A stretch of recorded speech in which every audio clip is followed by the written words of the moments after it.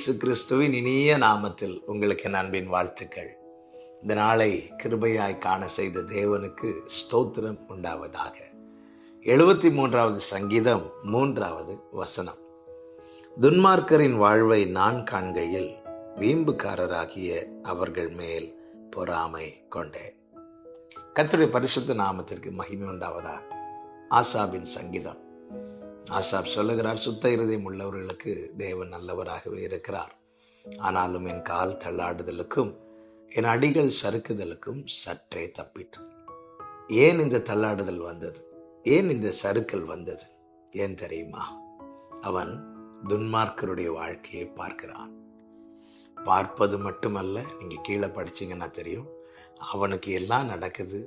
ஆனால் நானோ நாள்தோறும் வாதிக்கப்பட்டும் காலை தோறும் தண்டிக்கப்பட்டும் இருக்கிறேன் என்று புலம்புகிறதை பார்க்க முடிகிறது. தவறான பார்வை என்ன தெரியுமா?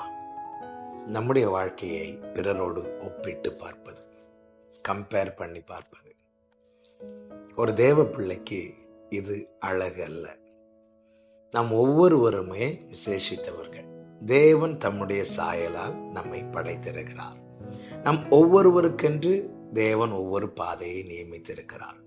அதிலே ஓடுவதற்கான கிருபைகளை, அனுகூலங்களை தான் தேவன் தருகிறார். இன்னொருத்தங்க பாதையில ஓடுவதற்கு தேவன் நமக்கு கிருபை தரவில்லை. அந்த கிருபையை வைத்து வேறொரு பாதையில நம்மால் ஓடவும் முடியாது. அப்படி ஓட முயற்சிக்கிறவர்கள் அனைவருமே தங்களுக்கு கொடுக்கப்படுகிற கிருபைகளை போக்கடிக்கிறார்கள்.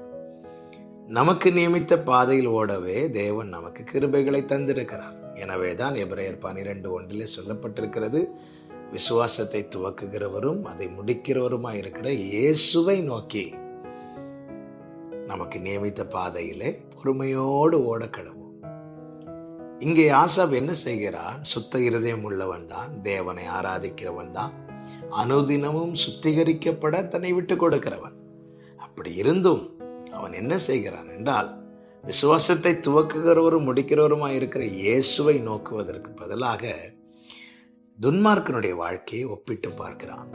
ஒப்பிட்டு பார்த்தபோது அவனுக்கு வேதனை. என்ன வேதனைன்னா, தேவனை தேடுகிற நான் கஷ்டப்படுறேன், தேவன் யாரென்று கேட்கிறவன் நல்லா இருக்கிறானே. பல நேரத்தில் நமக்கும் கூட இப்படிதான் வேதனை வருகிறது. காரணம், நம்மை பிறரோடு ஒப்பிட்டு பார்ப்பது. ஒருபோதும் இந்த தவறை செய்யாதிருங்கள். யார் யாரை எப்படி நடத்த வேண்டும் என்று சர்வ ஞானியாகிய நம் ஆண்டவருக்கு தெரியும். அவருக்கு ஆலோசனைக்காரனாய் இருந்தவன் யார்? என் நினைவுகள் உங்கள் நினைவுகள் அல்ல என்று கர்த்தர் சொல்லியிருக்கிறார்.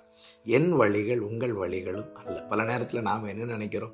தப்பு பண்ணுறவனுக்கு உடனே தண்டனை கொடுக்கணும். நாம் நல்லா இருக்கிறோம், நாம் ஜெபம் பண்ணுறோம், நாம் பைபிள் படிக்கிறோம், அதனால் நாம் வாழ்ந்திருக்கணும். அவன் தப்பு பண்ணுறான், அதனால் அவனுக்கு உடனே தண்டனை கொடுக்க வேண்டும் என்று நாம் நினைக்கிறோம். ஆனால் நாம் நினைப்பதற்கு மாறாய் நடக்கும்போது சோர்ந்து போகிறோம்.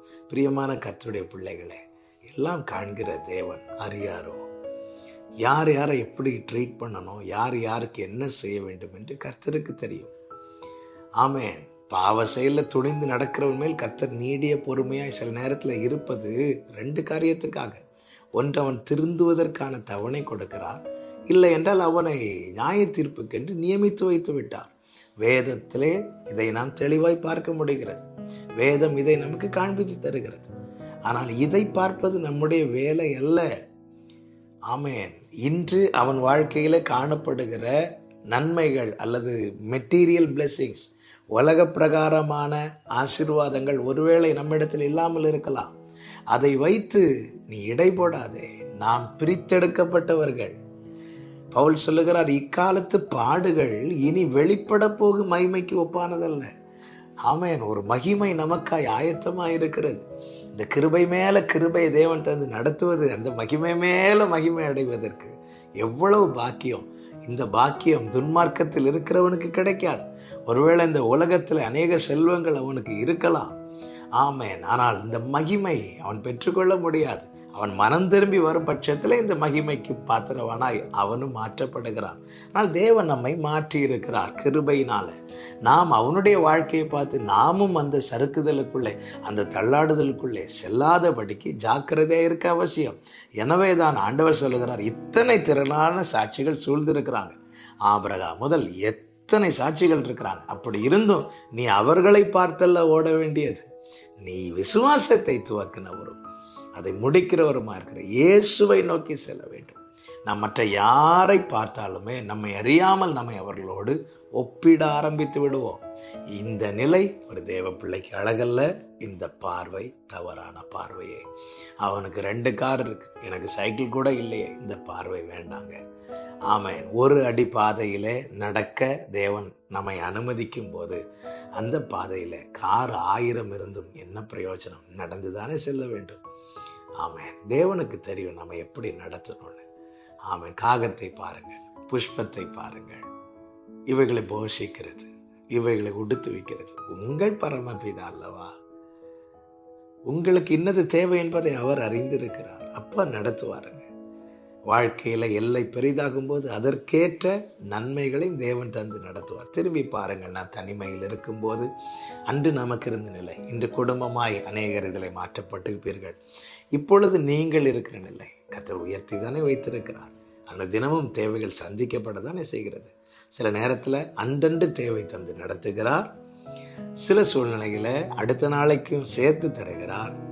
சில அனுபவங்களிலே தலைமுறைக்கும் சேர்த்து நிறைவாய் தருகிறார். இந்த 3 நிலையிலும் தேவன் நடத்த வல்லவராய் இருக்கிறார். நன்மையும் கிருபையும் ஜீவகாலம் எல்லாம் தொடர பண்ணுவார். அதே நேரத்தில் என்னிடத்தில் இருப்பதை விட தேவன் யாரென்று கேட்கிறவரிடத்தில் அதிகம் இருக்கிறது என்று ஒருபோதும் ஒப்பிட்டு பாராதிருங்கள். இந்த பார்வை வேண்டாம். இயேசுவை நோக்குவோம், சந்தோஷமா முன் செல்வோம். கர்த்தர் அப்படியே நம்மை நடத்துவாராக.